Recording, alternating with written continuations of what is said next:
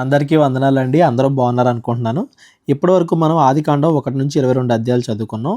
అబ్రహాము గారి యొక్క జీవితాన్ని మనం చదువుకుంటూ, అబ్రహాము నీతిమంతుడిగా ఎలా అయ్యాడు? అసలు అన్యులలో నుండి దేవుడు అబ్రహాముని ఎలా పిలుచుకున్నాడు?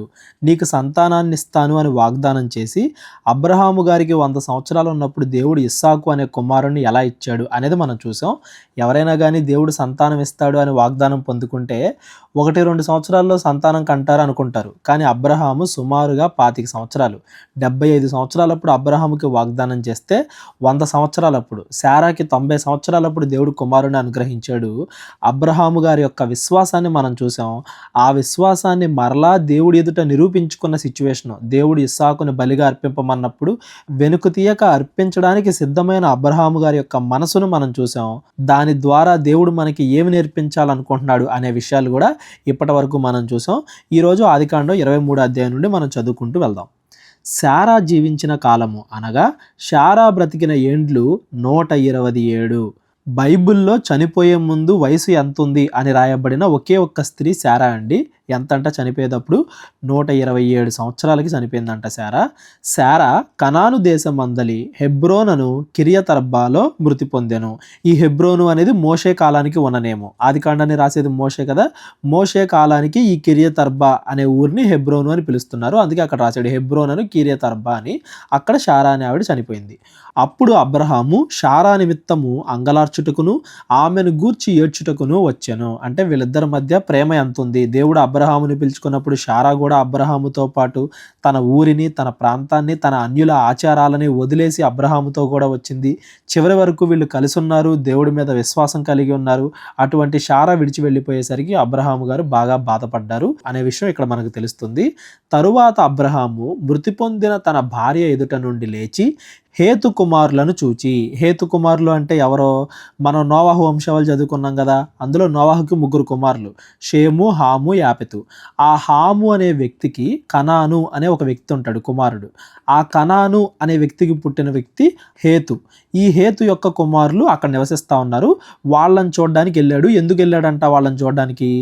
మీ మధ్య నేను పరదేశిగాను పరవాసిగాను ఉన్నాను. దేవుడు ఏదైతే కనాను దేశాన్ని వాగ్దానం చేశాడో అబ్రహాము సంతానానికి ఇస్తాను అని, అక్కడ ప్రస్తుతానికి ఎవరు ఉంటున్నారు? ఈ హేతు కుమారులు ఉంటున్నారు. వాళ్ళ మధ్యకు వెళ్ళి నేను మీ మధ్య పరదేశిగా ఉన్నాను కదా, మృతి పొందిన నా భార్య నా కన్నుల ఎదుట ఉండకుండా ఆమెను పాతిపెట్టుటకు మీ తరపున నాకొక శ్మశాన భూమిని స్వాస్థ్యముగా ఇయ్యుడని అడగగా, ఒక ప్లేస్ని నాకు పర్మనెంట్గా ఇచ్చేయండి, నా కుటుంబాన్ని పాతి పెట్టుకోవడానికి ఈ ప్లేస్ నాకు కావాలి అని హాము కుమారుని అబ్రహాము అడుగుతున్నాడు. ఈ విషయంలో మనం ఒకటి గుర్తించాలండి. ఏంటంటే అబ్రహాము గారు వచ్చింది కల్దీల ఊరను అనే పట్టణం నుండి. యాక్చువల్గా ఎక్కడైనా కానీ సాంప్రదాయ ప్రకారం వాళ్ళ సొంత ఊరు ఏదైతే ఉంటుందో చనిపోయిన తర్వాత అక్కడ పాతి పెట్టాలి అనుకుంటారు. అబ్రహాము గారి వంశాల యొక్క సాంప్రదాయం కూడా అదే. కానీ వాళ్ళ ఊరిలో కాకుండా దేవుడు ఇస్తాను అన్న ఈ కనాను దేశంలో అబ్రహాము గారు తన భార్య యొక్క శవాన్ని పాతి పెట్టాలి అంటున్నాడు అంటే ఖచ్చితంగా ఒకానొక రోజున నా సంతానానికి దేవుడు ఈ కనాను దేశం మొత్తాన్ని ఇస్తాను అని అబ్రహాము ఎంతగా నమ్మాడో మనకు అర్థం అవ్వాలి. ఈ భూమిని నాకు పర్మనెంట్గా ఇచ్చేయండి. ఎందుకు?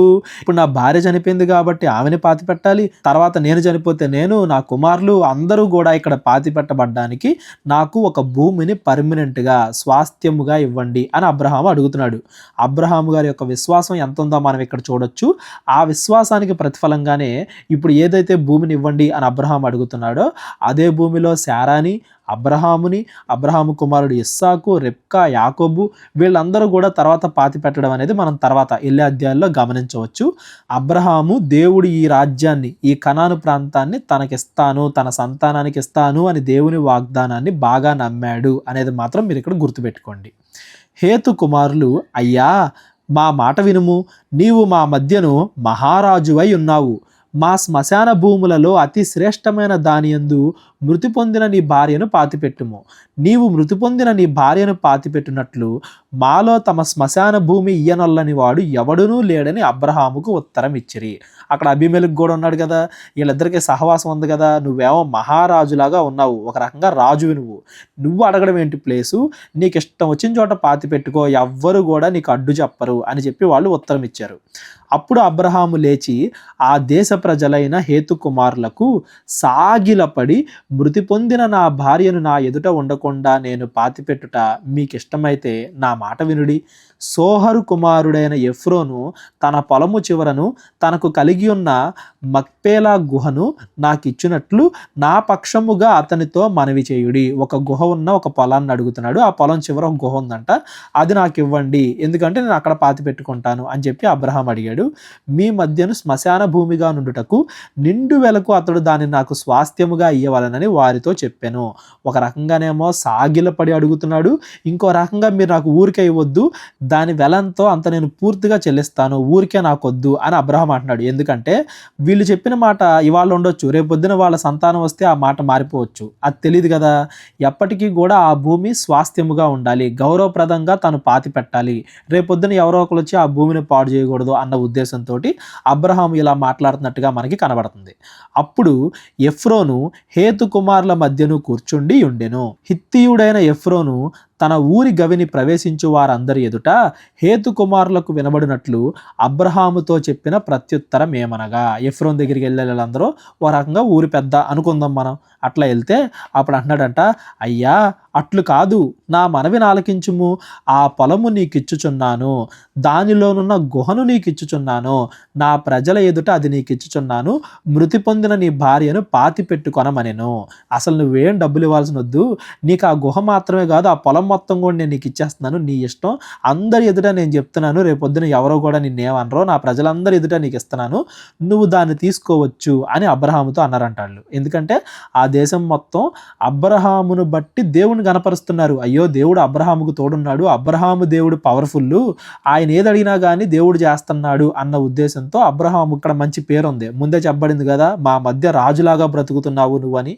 అప్పుడు అబ్రహాము ఆ దేశపు ప్రజల ఎదుట సాగిలపడి, సరే కానీ నా మనవి ఆలకించుము, ఆ పొలమునకు వెల ఇచ్చేదను, అది నా యొద్ద పుచ్చుకొనిన ఎడల మృతి పొందిన నా భార్యను పాతి పెట్టేదనని ఆ దేశ ప్రజలకు వినబడినట్లు ఎఫ్రోనుతో చెప్పాను. ఖచ్చితంగా నేను డబ్బులు ఇచ్చే దాన్ని కొనుక్కుంటాను, ఊరికే వద్దు అని అబ్రహాం అంటున్నాడు. అందుకు ఎఫ్రోను, అయ్యా నా మాట వినుము, ఆ భూమి 400 తులముల వెండి చేయును, నాకు నీకు అది ఎంత, మృతి పొందిన నీ భార్యను పాతి పెట్టుకొనమని అబ్రహామునకు ఉత్తరం ఇచ్చెను. దాని వెల ఎంతంట, 400 తులముల వెండి. అది చాలా ఎక్కువ, అయినప్పటికి కూడా వీళ్ళ ఆస్తితో పోలిస్తే అది తక్కువే. ఎందుకయ్యా బాబు నేను నీకు ఇచ్చేస్తున్నాను, నువ్వు పాతి పెట్టుకో అంటుంటే అబ్రహాము ఎఫ్రోను మాట వినెను. కాబట్టి హేతు కుమారులకు వినబడినట్లు ఎఫ్రోను చెప్పిన వెల అనగా వర్తకులలో చెల్లు 400 తులముల వెండి అబ్రహాము తూచి అతనికిచ్చెను. ఫుల్లుగా ఎంతైతే దాని వెల ఉందో అంత ₹1 కూడా తగ్గించకుండా ఫుల్లుగా ఇచ్చి అప్పుడు ఆ పొలాన్ని తీసుకున్నాడు. అలాగున మమ్రే ఎదుటనున్న మక్పేలా యందలి ఎఫ్రోను పొలము అనగా ఆ పొలమును దాని అందలి గుహయు దాని పొలిమేర అంతటిలో ఉన్న ఆ పొలము చెట్లన్నీయు అతని ఊరి గవిని ప్రవేశించు వారందరిలో హేతు కుమారుల ఎదుట అబ్రహామునకు స్వాస్థ్యముగా స్థిరపరచబడెను. ఆ స్థలాన్ని అబ్రహాము కొనుక్కున్నాడు. ఆ తరువాత అబ్రహాము కనాను దేశములో హెబ్రోనను మమ్రే ఎదుటనున్న మక్పేలా పొలము గుహలో తన భార్య అయిన శారాను పాతిపెట్టెను. ఆ పొలము దానిలో ఉన్న గుహయు హేతు కుమారుల వలన శ్మశానము కొరకు అబ్రహామునకు స్వాస్థ్యముగా స్థిరపరచబడెను. ఇదంతా కూడా ఎందుకు రాయించాడు అంటే, ఇక్కడ అబ్రహాము ఈ దేశాన్ని తన సంతానానికి ఇస్తాను అని చెప్పిన దేవుడి మాటను ఎంత బలంగా నమ్మాడో మనకి తెలియడానికి ఇదంతా కూడా దేవుడు రాయించాడు. ఆ తరువాత అబ్రహాము వంశం వారు కూడా ఇక్కడే మమ్రే ఎదుటనున్న మక్పేలా పొలము గుహలో పాతి పెట్టడం మనం చూడొచ్చు. అది వెళ్ళే కొద్దీ చదువుకుంటూ మనం వెళ్దాం. 24వ అధ్యాయం మనం కంటిన్యూ చేసుకుంటూ వెళ్దాం. అబ్రహాము బహుకాలము గడిచిన వృద్ధుడై ఉండెను. అన్ని విషయములలోనూ యెహోవా అబ్రహామును ఆశీర్వదించెను. అన్ని విషయాల్లో అంటే కేవలము సంతానం విషయంలోనే కాదు, డబ్బు విషయంలో, యుద్ధాల విషయంలో, అన్ని విషయాల్లో దేవుడు అబ్రహామును ఆశీర్వదిస్తూ వచ్చాడు. అప్పుడు అబ్రహాము తన కలిగిన సమస్తమును ఏలుచుండిన తన ఇంటి పెద్ద దాసునితో, నీ చెయ్యి నా తొడ కింద పెట్టుము. చెయ్యి తొడ కింద పెడతాం అంటే ప్రమాణం కింద లెక్కండి. ఆ కాలం ఆచారం అది. మన హిస్టరీలోకి వెళ్ళినా కానీ తొడ కింద చెయ్యి పెడతాం అంటే ఇక అది ప్రమాణం, వెనక్కి తీసుకోలేనంత గొప్ప ప్రమాణం అనేది దానికి గుర్తు. తన ఇంటి పెద్ద దాసుడు అంటే మేబీ ఎలియాజర్ అయి ఉండొచ్చు, ఎవరైనా అయి ఉండొచ్చు.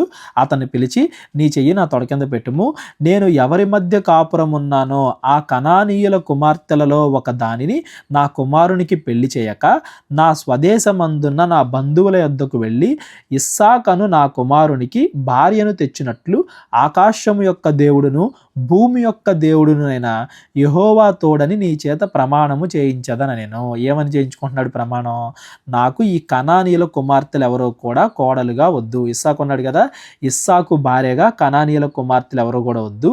నువ్వు వెళ్ళి నా బంధువుల దగ్గర నుండి తీసుకురా తనకి భార్యని అని చెప్తున్నాడు. మేబీ దేవుడే చెప్పుంటాడు అబ్రహాముకి ఇది. ఎందుకంటే కనానీయుల ఆచారాలు అనేవి చాలా చెడ్డవి. మనం చాలాసార్లు మాట్లాడుకున్నాం. విగ్రహాల ఎదుట వాళ్ళు చేసే వికృత చేష్టలు అవన్నీ కూడా నా కుటుంబంలో నా సంతానంలో వద్దు. కేవలము నా కుమారుడికి దేవుణ్ణి నమ్ముకున్న ఒక మంచి భార్యని నా బంధువుల దగ్గరికి వెళ్ళి తీసుకురా అని చెప్పి తన పెద్ద దాసునితో ప్రమాణం చేయించుకున్నాడు.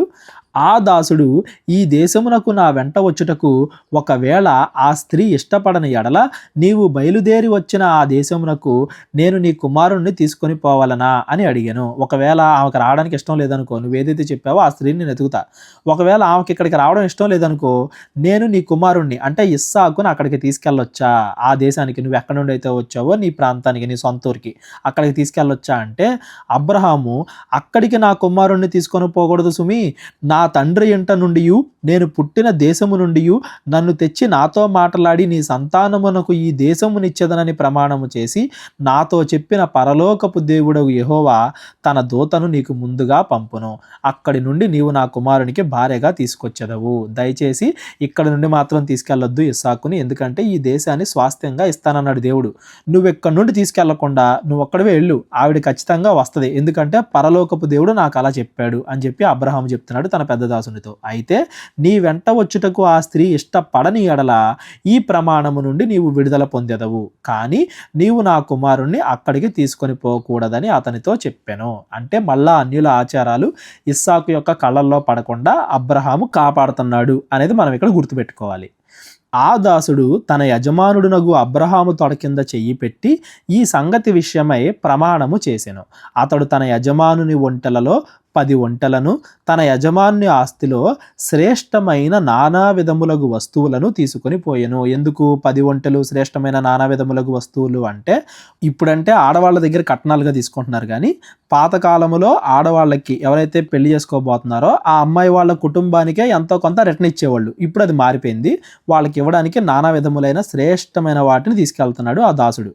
అతడు లేచి అరామ్నహారాయిములోనున్న నాహోరు పట్టణము చేరి సాయంకాలమందు స్త్రీలు నీళ్లు చేదుకొనవచ్చు వేళకు ఆ ఊరి బయటనున్న నీళ్ల బావి వద్దకు తన ఒంటెలను మోకరింపజేసి ఇట్లనెను, నా యజమానుడు అబ్రహాము దేవుడైన యెహోవా నేను వచ్చిన కార్యమును త్వరలో సఫలము చేసి నా యజమానుడగు అబ్రహాము మీద అనుగ్రహము చూపును. చిత్తగించుము, నేను ఈ నీళ్ల ఊట యొద్ద నిలుచుచున్నాను.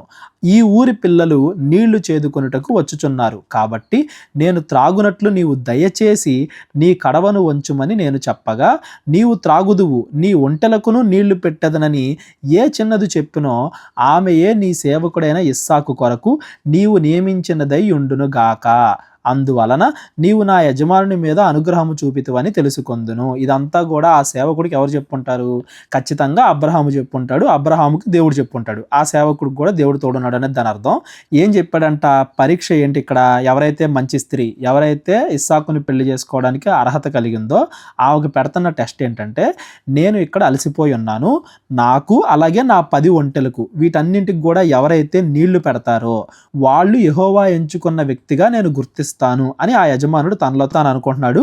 దేవుడి సహాయంతోనే ఇదంతా జరిగింది, ఇదేదో యాదృచ్ఛికంగా కోయిన్సిడెంటల్గా జరిగింది కాదు అనేది మనకి ఇక్కడ అర్థం అవ్వాలి. దేవుడు ఎదుటి వాళ్ళల్లో సహాయం చేసే గుణాన్ని చూపించడం ద్వారా ఇక్కడ ఆ స్త్రీని ఇతనికి చూపిస్తున్నాడు అనేది మనం ఇక్కడ గమనించాలి. అతడు మాటలాడుట చాలింపక మునిపే అబ్రహాము సహోదరుడైన నాహోరు భార్యయగు మిల్కా కుమారుడైన బెతూయేలుకు పుట్టిన రెబ్కా కడవ భుజము మీద పెట్టుకొని వచ్చాను. మనం ఆల్రెడీ ఇది ముందు అధ్యాయంలో కూడా చూసాం. ఈ రెబ్కా యొక్క పేరెంట్స్ ఎవరో, వాళ్ళ వంశం ఏంటనేది ముందే చూసాం. ఈ నాహోరు వంశం నుండి పుట్టిన రెబ్కా కడవ భుజం మీద పెట్టుకుని వచ్చాను. ఎక్కడికి? ఆ నీళ్లు చేదుకునే దగ్గరికి. ఆ చిన్నది మిక్కిలి చక్కనిది, ఆమె కన్యక, ఏ పురుషుడును ఆమెను కూడలేదు. ఆమె బావిలో నుండి దిగిపోయి కడవను నీళ్లతో నింపుకొని రాగా ఆ సేవకుడు ఆమెను ఎదుర్కొనుటకు పరుగెత్తి, నీ కడవలో నీళ్లు కొంచెము దయచేసి నన్ను త్రాగనిమ్మని అడిగాను. అందుకామె, అయ్యా నీరు త్రాగుమని చెప్పి త్వరగా తన కడవను చేతి మీదకి దించుకొని అతనికి దాహం ఇచ్చాను. నేను కష్టపడి కిందకెళ్ళి నీళ్లు తెచ్చాను కదా అని వదిలేయకుండా తన యొక్క సహాయం చేసే గుణాన్ని ఆమె చూపించుకుంది.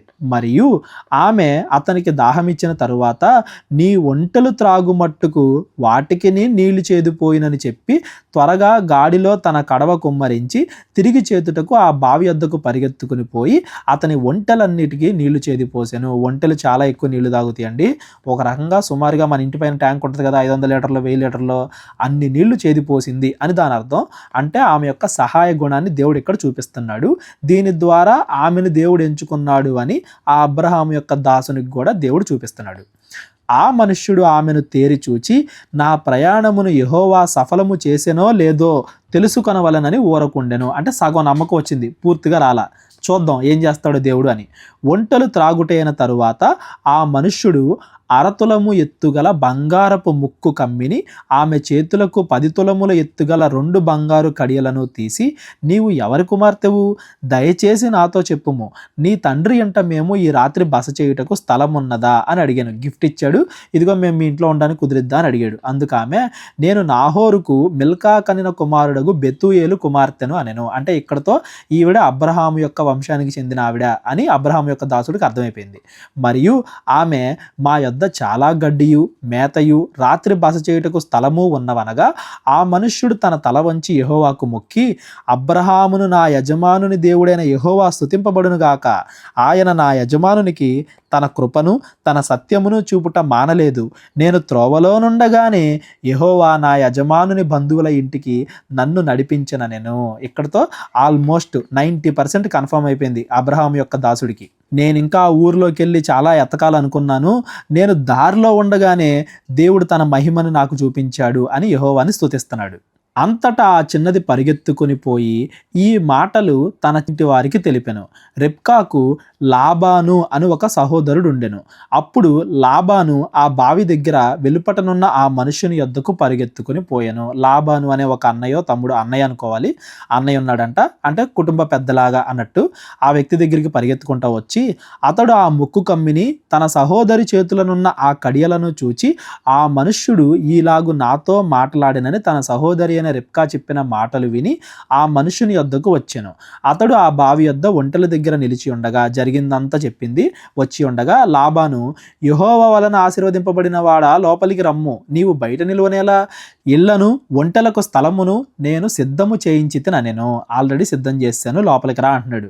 ఆ మనుషుడి ఇంటికి వచ్చినప్పుడు లాబాను ఒంటెల గంతలు విప్పి ఒంటెలకు గడ్డియు మేతయు కాళ్ళు కడుక్కొనుటకు అతనికి అతనితో కూడా ఉన్న వారికి నీళ్లు ఇచ్చి అతనికి భోజనము పెట్టించెను. గాని అతడు, నేను వచ్చిన పని చెప్పక మునుపు భోజనము చేయను అనగా లాబాను చెప్పుమనెను. భోజనం చేయడానికన్నా ముందే ఫస్ట్ అసలు నేను వచ్చింది నెరవేరిద్దో లేదో మీ అందరితో చెప్పాలి అని ఆ అబ్రహాం యొక్క దాసుడు అన్నాడు. అంటే ఇదంతా దేవుడు చేయించేదే, ఒకరినొకరు మోసం చేసుకుని చేయట్లేదు అనేది దీని అర్థం.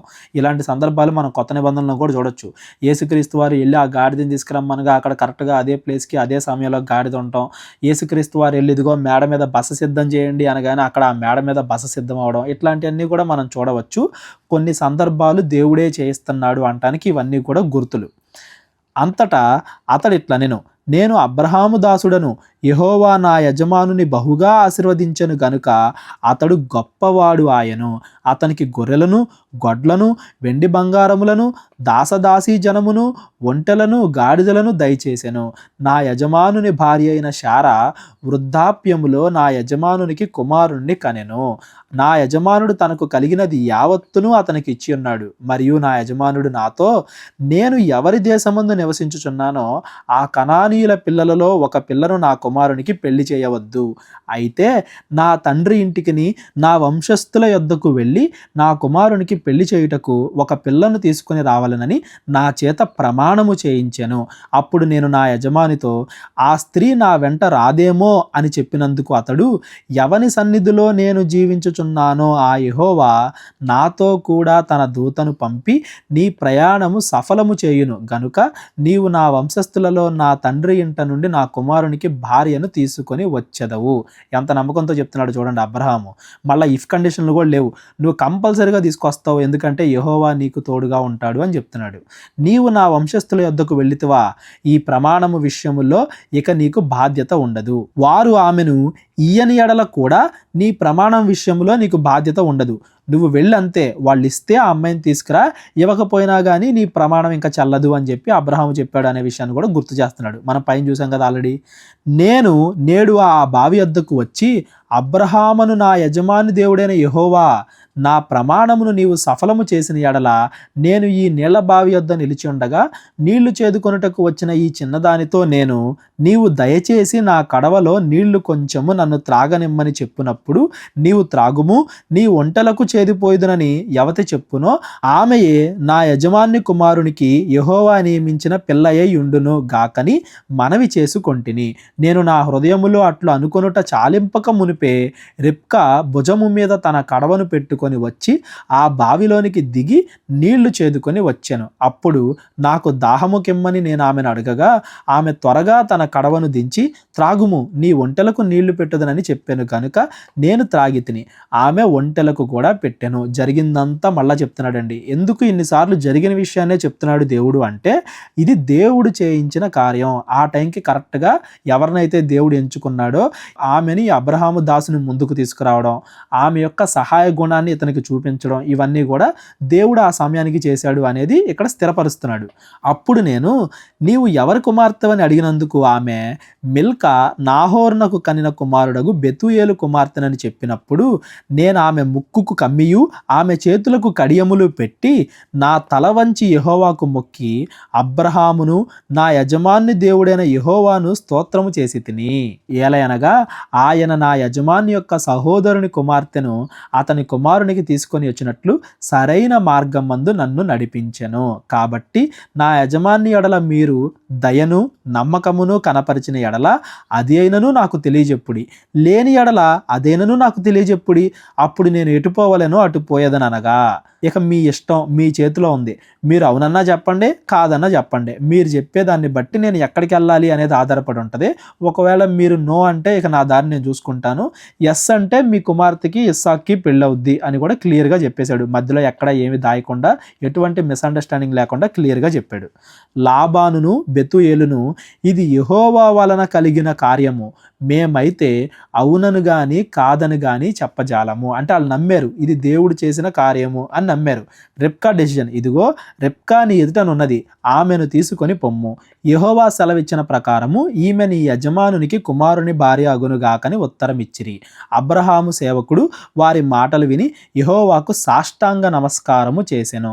తరువాత ఆ సేవకుడు వెండి నగలను బంగారు నగలను వస్త్రములను తీసి రిబ్కాకు ఇచ్చెను.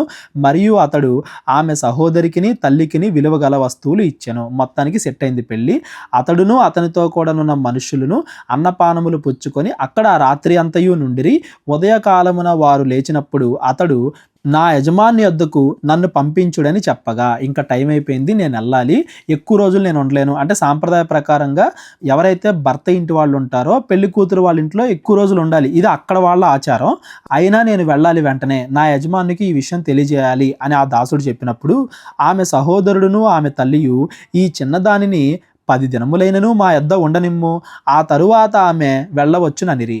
అప్పుడు అతడు యెహోవా నా ప్రమాణమును సఫలము చేసెను గనుక నాకు తడవు కానీయక నన్ను పంపించుడి, నా యజమానుని యొద్దకు వెళ్ళెదనని చెప్పినప్పుడు వారు ఆ చిన్నదాన్ని పిలిచి ఆమె ఏమన్నో తెలుసుకొందుమని చెప్పుకొని రిబ్కాను పిలిచి ఈ మనుషునితో కూడా వెళ్ళెదవా అని ఆమెను అడిగినప్పుడు వెళ్ళుదన నేను. ఇక్కడ డెసిజన్ ఫైనల్ అయిపోయిందండి. ఏంటంటే పైన చెప్పారు కదా ఇది దేవుడి కార్యం అని మేము నమ్ముతున్నాం, కానీ రిబ్కాను అడుగు అన్నారు. ఆ రిబ్కా ఆ రోజంతా ఉండిన తర్వాత ఆవిడ కూడా నేను వెళ్తాను అని ఆవిడ కూడా చెప్పింది. అంటే ఇక ఫైనల్ అయిపోయింది, ఆవిడ కూడా ఒప్పుకుంది. ఇవాళ కూడా పిల్లలకి ఇష్టం లేకుండా తల్లిదండ్రులు పెళ్ళిళ్ళు చేయకూడదు. వాళ్ళకి దేవుడు ఎవరిని ఉంచాడు, ఎవరిని ఎంచుకున్నాడు అనేది మనం ప్రార్థన చేసుకుని దేవుడి మీద ఆధారపడి వెళ్ళాలి. అప్పుడు దేవుడు ఖచ్చితంగా అందరికీ మేలైనదే చేస్తాడు అనేది కూడా ఈ సందర్భాన్ని బట్టి మనం గమనించవచ్చు. కాబట్టి వారు తమ సహోదరి అయిన రిబ్కాను ఆమె దాదిని అబ్రహాము సేవకుని అతనితో కూడా వచ్చిన మనుషులతో కూడా సాగనంపినప్పుడు, ఆమె దాది అంటే ఆవిడ యొక్క సేవకురాల్ని కూడా అబ్రహాము సేవకుడితో పంపారు. వారు రెబ్కాతో, మా సహోదరి, నీవు వేల వేలకు తల్లివవుదువుగాక, నీ సంతతి వారు తమ పగవారి గవిని స్వాధీనపరుచుకొందురుగాక అని ఆమెను దీవింపగా, రెబ్కాయు ఆమె పనికత్తెలను లేచి ఒంటెలనెక్కి ఆ మనుష్యుని వెంబడ వెళ్ళిరి. అట్లు ఆ సేవకుడు రెబ్కాను తోడుకొని పోయెను. ఫైనల్గా దేవుడు చూస్ చేశాడు. ఆ రెబ్కాను తీసుకొని ఆ సేవకుడు మళ్ళీ రిటర్న్ వస్తున్నాడు. ఎవరి దగ్గరికి? అబ్రహాము దగ్గరికి. ఇస్సాకు బెయేర్ లహరోయి మార్గమున వచ్చి దక్షిణ దేశమందు కాపురం ఉండెను. సాయంకాలమున ఇస్సాకు పొలములో ధ్యానింప బయలు వెళ్ళి కన్నులెత్తి చూచినప్పుడు ఒంటెలు వచ్చుచుండెను. రెబ్కా కన్నులెత్తి ఇస్సాకును చూచి ఒంటెల మీద నుండి దిగి, మనలను ఎదుర్కొనుటకు పొలములో నడుచుచున్న ఆ మనుష్యుడు ఎవరని దాసుని అడగగా, ఇతడు నా యజమానుడని చెప్పెను గనుక ఆమె ముసుగు వేసుకొనెను. అంటే వాళ్ళ యొక్క సంస్కృతి ప్రకారంగా భర్తకు గౌరవం చూపించే ఒక చిహ్నం అది, ముసుగు వేసుకుంది.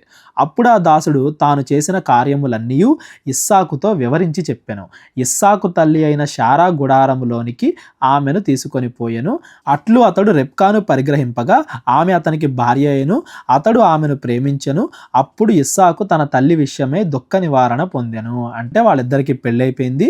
అబ్రహాము వాళ్ళకి ఘనంగా పెళ్లి చేశాడు. ఆ తల్లి గుడారంలోకి ఇస్సాకు తన తల్లి అయిన శారా గుడారంలోకి వెళ్ళింది. అంటే దాని ఉద్దేశం ఏంటంటే, శారా తర్వాత అక్కడున్న జనం మొత్తానికి కూడా ఆడవాళ్లలో పెద్ద ఈ రెబ్కా అయింది అనే విషయాన్ని మనం గుర్తుపెట్టుకోవాలి.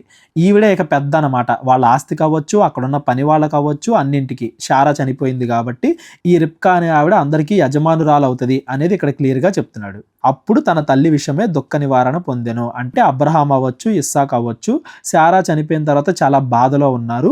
ఆ స్థానాన్ని రెబ్కా వచ్చి భర్తీ చేసింది అనేది ఇక్కడ అర్థమవుతుంది. అంటే ఎవరైనా కోడలు ఇంటికి వస్తుంటే ఒక తల్లిలాగా ఆ కుటుంబాన్ని చూసుకోవాలి. తన తల్లి ఏదైతే చేస్తుందో అవన్నీ కూడా ఆ కోడలు కూడా చేయాలి. ఆ కుటుంబాన్ని కట్టుకోవాలి అనే విషయాలు ఈ 24వ అధ్యాయం ద్వారా మనకి తెలుస్తున్నాయి. ఈ 23, 24 అధ్యాయాల్లో మనం ముఖ్యంగా చూసింది ఏంటి? ఒకటి, శారా చనిపోవడం.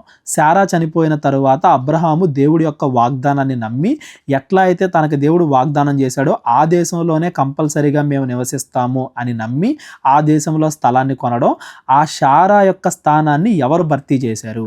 ఈ రెబ్కా అనే ఆవిడ్ని దేవుడు ఎలా ఎంచుకున్నాడు, ఎందుకు ఎంచుకున్నాడు, ఈ శారా యొక్క స్థానాన్ని ఆవిడికి ఇవ్వడానికి గల కారణం ఏంటి అనే విషయాలు ఈ 23, 24 అధ్యాయాల్లో మనం చూసాం. 25వ అధ్యాయం నుండి అనగా రేపొద్దున మనం ఇక్కడ నుండి చదువుకుంటూ వెళ్దాం. ఎవరికన్నా ఏమైనా ఇందులో డౌట్లు ఉన్నట్లయితే నాకు కాల్ చేయండి, డిస్కస్ చేద్దాం. అందరికీ వందనాలు. దేవుడు మీ అందరినీ కూడా దీవించును గాక. అందరికీ వందనాలండి. కేవలం 30 వీడియోస్లో బైబిల్ నేర్చుకోండి అనే ఎంతో విలువైన ఈ కోర్స్ జస్ట్ ₹1 మీకు కావాలి అంటే మీ పేరు, మీ ఊరు ఈ నెంబర్కి వాట్సాప్ చేయండి. ఈ కోర్సులో ఏ విషయాలు ఉంటాయో ముందుగానే తెలుసుకోవడానికి ఈ వీడియో పాస్ చేసి టాపిక్స్ అన్నీ చదువుకోండి. క్రైస్తవులందరూ ఈ బైబిల్ కోర్స్ వినాలి అని మేము కోరుకుంటున్నాం. అందరినీ దేవుడు దీవించును గాక. ఆమెన్.